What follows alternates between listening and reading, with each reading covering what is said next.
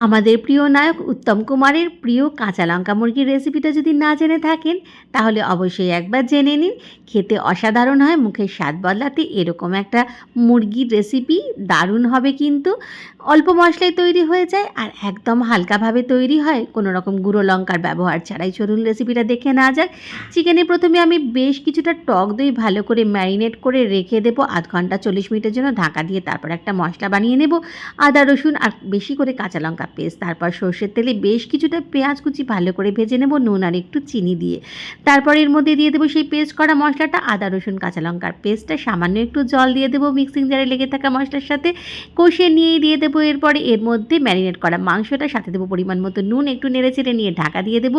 সিদ্ধ হয়ে গেলে ঢাকা খুলে নিয়ে ওপর থেকে একটুখানি গরম মশলা থেতো করে আর একটু কাঁচা লঙ্কা ছড়িয়ে নিলেই রেডি দারুণ স্বাদের কাঁচা লঙ্কা মুরগি। খেতে অসাধারণ হয়, একবার অবশ্যই বানিয়ে দেখুন।